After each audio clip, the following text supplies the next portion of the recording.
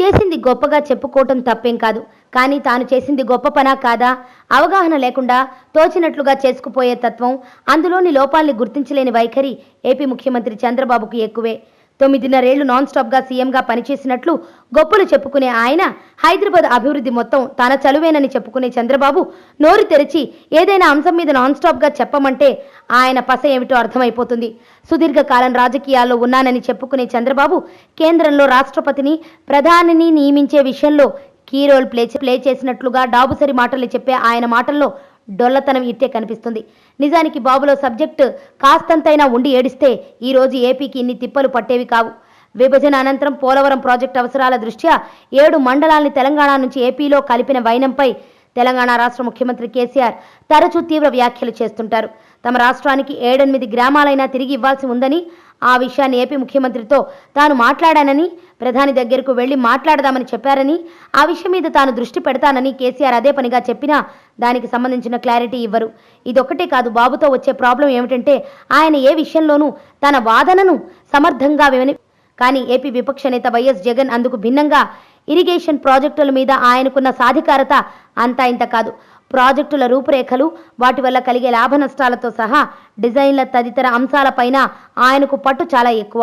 Pattiseema project కారణంగా ప్రజాధనం వృధా అవుతుందన్న వాదనను వినిపించినా తక్కువ వ్యవధిలో ఒక ప్రాజెక్టును పూర్తి చేసి క్రెడిట్ కొట్టేయాలన్న ఆలోచన తప్పించి దానివల్ల జరిగే లాభ నష్టాల మీద సవివరమైన వాదనను వినిపించింది లేదు. ఇలాంటి వేళ బాబు చేసే పనులు, తీసుకున్న నిర్ణయాలు ఎంత పేలవంగా ప్రజాధనాన్ని వృధా చేసేలా ఉంటాయన్న విషయాన్ని కళ్లకు కట్టినట్లుగా చెప్పే ప్రయత్నం చేశారు వైఎస్ జగన్. ఏపీ అసెంబ్లీలో మంగళవారం నాడు సాగునీటి ప్రాజెక్టుల నిర్మాణం, వ్యయంపై ప్రశ్నోత్తరాల కార్యక్రమం రసవత్తరంగా సాగింది.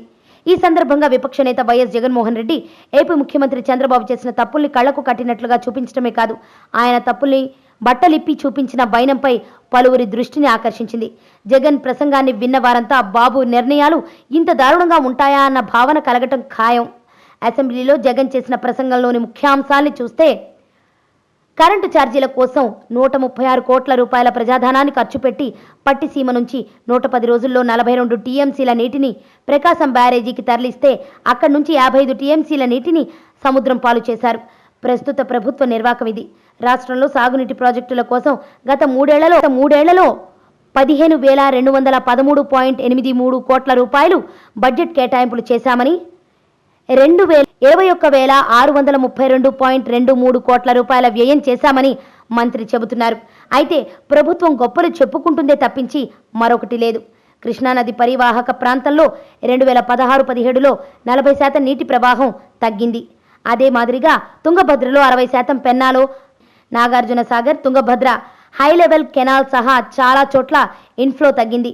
మరోవైపున పట్టిసీమ నుంచి 136 కోట్ల రూపాయలు కరెంటు ఛార్జీలకు ఖర్చు పెట్టి 110 రోజుల్లో 42 టీఎంసీలను ప్రకాశం బ్యారేజీకి తరలించి అక్కడి నుంచి 55 టీఎంసీలను సముద్రం పాలు చేశారు. అయినా అంత గొప్పగా ఉందని చెబుతున్నారు మంత్రి గారు.